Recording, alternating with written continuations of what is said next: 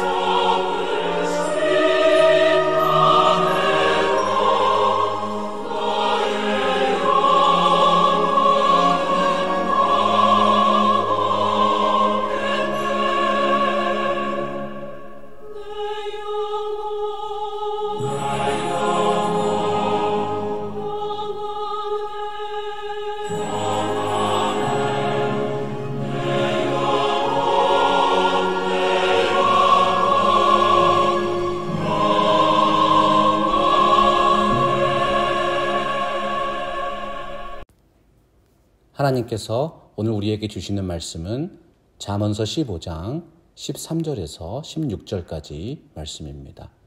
잠언서 15장 13절에서 16절. 마음의 즐거움은 얼굴을 빛나게 하여도 마음의 근심은 심령을 상하게 하느니라. 명철한 자의 마음은 지식을 요구하고 미련한 자의 입은 미련한 것을 즐기느니라. 고난받는 자는 그날이 다 험악하나 마음이 즐거운 자는 항상 잔치하느니라. 가산이 적어도 여호와를 경외하는 것이 크게 부하고 번뇌하는 것보다 나으니라. 한 아주머니가 처음으로 비행기를 타고 여행을 떠나게 되었습니다. 그런데 어떤 사람이 요즘 비행기에서는 물도 안 준다더라. 비싸게 돈 주고 사 먹어야 된대. 그렇게 말한 게 생각이 나서 비행기 타면 먹으려고 공항에서 과자 한 봉지를 샀어요. 그런데 탑승구 앞에서 비행기를 기다리다 보니까 자꾸 배가 고파지는 것입니다. 이제 아주머니는 옆자리에 놓인 그 과자를 먹기 시작했습니다. 아니 근데 이게 어찌된 일입니까?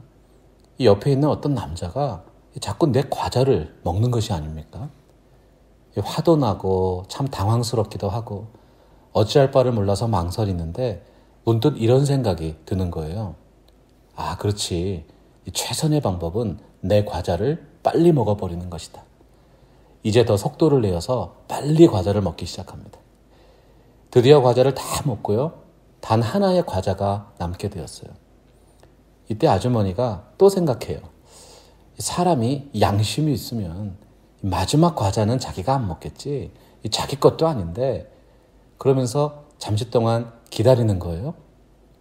그러자 그 남자가 자기를 보면서 환하게 웃는 것입니다. 그리고는 마지막 과자를 집어들고 반으로 딱 잘라서 절반을 자기가 먹어버리는 거예요. 이 아주머니는 화가 머리끝까지 났습니다. 아니 이렇게 무례한 사람이 있나. 자리를 박차고 피해버린 거예요. 아주머니는 심장이 두근두근 마음속에 분노가 가라앉지 않았습니다. 이제 놀란 가슴을 진정하고 비행기에 오릅니다. 자신의 쇼핑백 가방을 짐칸에 올리는데요. 자기가 먹은 줄 알았던 그 과자 봉지가 쇼핑백에서 툭 하고 떨어지는 게 아닙니까? 그때 아주머니는 자신이 먹은 그 과자가 자기 것이 아니라 바로 그 남자의 것이었음을 알게 되었습니다. 아, 이런 미안합니다. 여태껏 신뢰를 범한 것은 그 남자가 아니라 바로 자기 자신이었던 것이죠. 여러분, 우리 삶에 이런 일이 참으로 많습니다. 사람은 그 마음속에 품은 대로 모든 것을 판단하는 습관이 있어요. 우리가 이것을 스키마라고 부릅니다. 진리를 진리대로, 진실을 진실대로 받아들이지 못하게 하는 이 스키마 현상을 마음의 왜곡 현상이라고 불러요.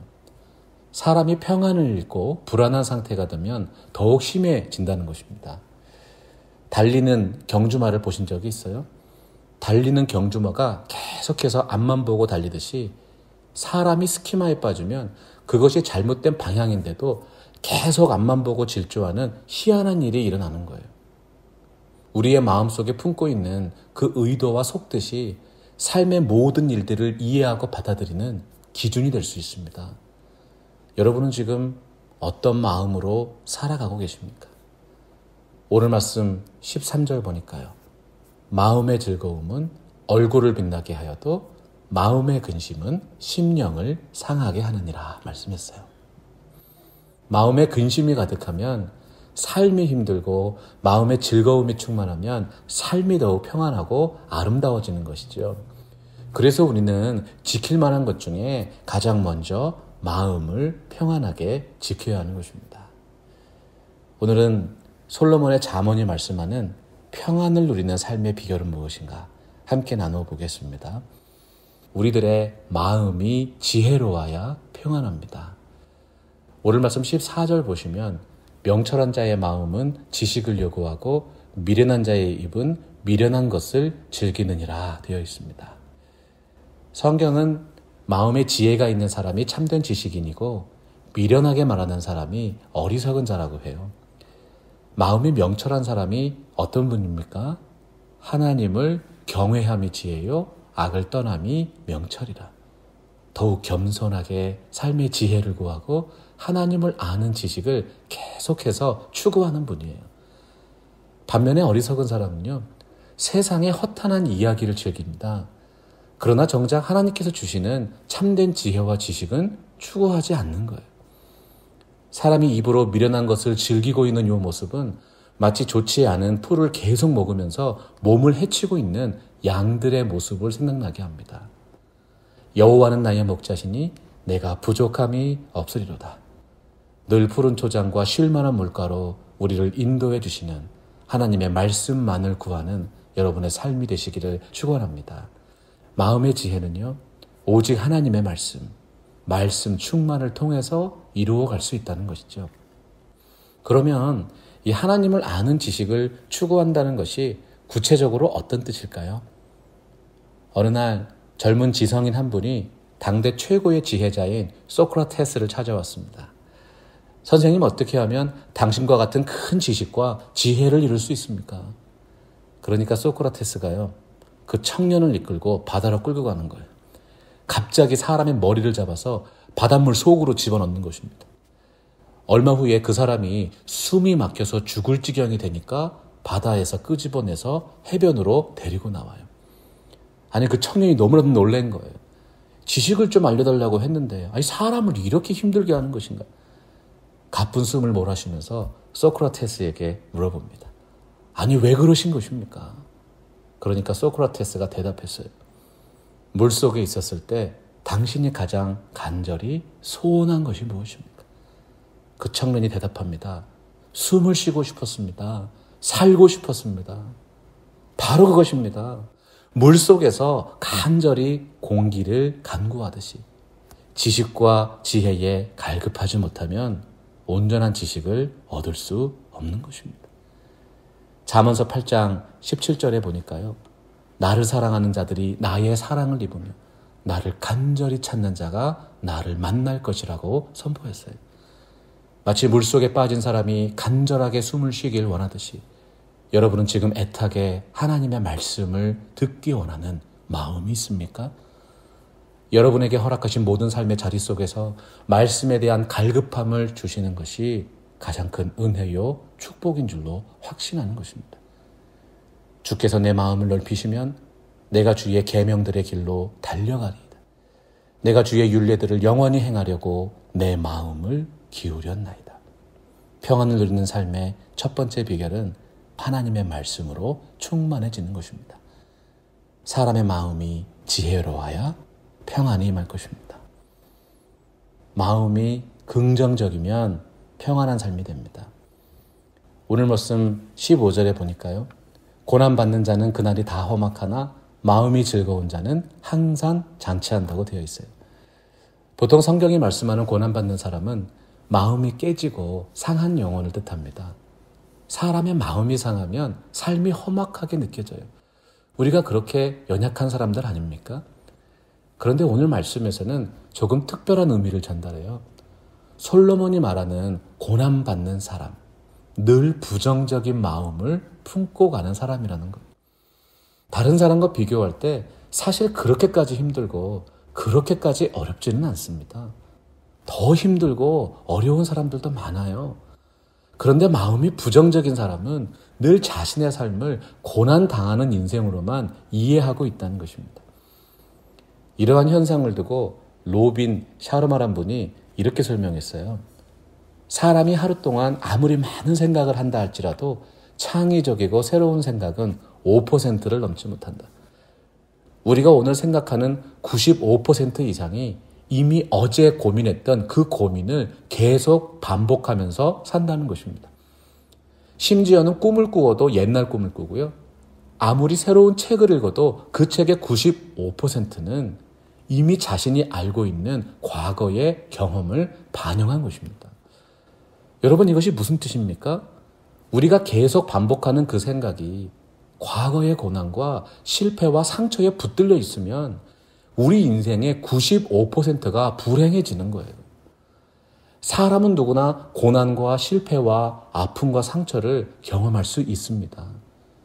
그러나 마음을 언제나 긍정적으로 품는 사람, 마음이 즐거운 사람은요, 인생의 95%를 잔치를 벌이듯 행복하고 감사하게 사는 것입니다. 여러분, 그렇다면 무엇이 성경이 말씀하는 긍정적인 마음일까요? 예수님께서 가버나움에 들어가셨을 때 어떤 백부장의 하인이 병들어 죽게 되었습니다. 예수에 대한 소문을 들은 그 백부장이 장로들을 청해서 자신의 병든 종을 치료해달라고 간청해요. 그러니까 예수님께서 이 일을 듣고 그 백부장의 집으로 나아가십니다. 그의 집에 가까이 왔을 때 백부장은 자신의 친구를 보내서 이렇게 말을 전달하는 거예요. 주님 수고하지 마세요. 내 집에 들어오심을 나는 감당하지 못하겠습니다. 그저 말씀만 해주시면 내 하인이 나을 것입니다. 백부장은 예수님의 말씀의 능력을 전적으로 신뢰했던 거예요. 그저 말씀만 하셔도 병이 낫고 말씀만 하셔도 문제가 해결되는 하나님의 능력을 온전하게 믿었던 것입니다. 한 기독교 영성가는 인간의 고난과 고통은 자신이 잘못된 길로 가고 있다는 사실을 깨닫게 해주는 하나님의 놀라운 배려라고 했습니다. 우리 삶에 때로는 어려움이 있고 고난이 있어도 오직 믿음으로 구하고 조금도 의심하지 마십시오. 두 마음을 품지 않는 신앙이 있을 때 언제나 행복하고 형통하게 될 것입니다. 잠언서 3장 5절과 6절에서 선포합니다. 너는 마음을 다하여 여호와를 신뢰하고 내 명철을 의지하지 말라. 너는 범사에 그를 인정하라. 그리하면 너의 길을 지도하시리라. 잠언이 말씀하는 평안을 누리는 삶, 그 두 번째 비결은 하나님을 향한 믿음 충만입니다. 여러분, 사람의 마음이 긍정적이면 평안합니다. 하나님을 전적으로 믿고 의지하는 바로 그 신앙이 성경이 말씀하는 즐거운 마음인 것입니다. 마음에 감사가 넘치면 평안합니다. 오늘 말씀 16절에 보면 가산이 적어도 여호와를 경외하는 것이 크게 부하고 번뇌하는 것보다 나으니라 되어 있어요. 오늘날 여러분의 삶에 가장 많은 영향을 미치는 것 중에 하나가 재물의 문제입니다. 가산이 적은 가난한 삶을 살게 되면 이 사람이 왠지 움츠려들고 자신감이 떨어지는 거예요. 이거 하려면 또 얼마나 또 들어야 되나 고민하게 되기 때문이지요. 하지만 아무리 큰 부자라도 사람은 누구나 번뇌가 있습니다. 번뇌는 마음의 짐, 마음의 고통이에요. 이 땅에 있는 그 누구도 마음의 고통을 덜어낼 능력은 없다는 사실이에요. 삶의 여정 속에서 우리가 쌓아 올린 부요함이라고 하는 것은 언제든지 사라질 수 있는 것들입니다. 이 세상의 마지막 날에 비가 오고 물이 나고 바람이 불면 우리가 의지하는 모든 세상 것들이 사라지게 되어 있어요. 하나님께서 새로운 세계를 열어주시는 것입니다. 하나님을 예배하는 신앙과 이웃을 향해 실천했던 사랑의 열매만이 남아서 저와 여러분을 지탱해 줄 거예요. 사람이 아무리 돈이 많고 부유해도 하나님을 알지 못하고 서로 미워하며 지내면 그 삶이 얼마나 불행하겠어요. 돈과 재물은 하나님을 향한 예배와 이웃을 향한 사랑으로 지혜롭게 사용될 때 비로소 그 가치와 영향력이 드러나는 것입니다. 잠언서 10장 22절에 보면요. 여호와께서 주시는 복은 사람을 부하게 하고 근심을 겸하여 주지 아니하시느니라 말씀했습니다. 우리가 소유하고 있는 모든 것들이 하나님께서 은혜로 주신 것들입니다. 하나님께서 허락하신 진짜 부요함에는 마음의 근심이 없다는 거예요. 그래서 솔로몬은요. 잠언서 22장 4절에서 겸손함과 여호와를 경외함에 대한 보상은 재물과 영광과 생명이니라 말씀했습니다. 소위 말하는 기복주의 신앙이 아닙니다. 진정한 겸손은 하나님의 은혜의 울타리 바깥을 바라보질 않는 거예요. 참된 경외함은 오직 하나님의 영광을 바라보는 진실함이 있는 것입니다. 하나님은 믿음의 조상 아브라함에게 무엇이 진정한 부요함의 시작인지 이렇게 말씀했습니다. 창세기 15장 1절입니다. 아브라함아 두려워하지 말라. 나는 너의 방패요 너의 지극히 큰 상급이니라. 이 자리에 계신 모든 분들은 이 귀한 은혜와 축복을 이미 받으신 분들인 줄로 확신합니다. 하나님과의 관계가 바로 설 때 우리의 삶에 진정한 감사와 예배가 넘치는 것입니다. 평안을 누리는 삶의 비결이 무엇일까요? 끊임없는 감사인 것입니다. 10대에 교통사고로 시력을 잃었던 40대의 농부가 각막 이식 수술을 통해서 시력을 되찾았습니다.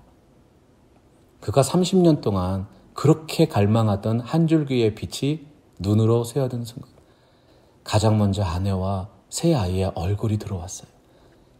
얼마나 아름답고 예쁘고 잘생겼는지 너무나도 감사해서 눈물이 흘러넘치는 것입니다. 그리고는 이렇게 고백하는 거예요.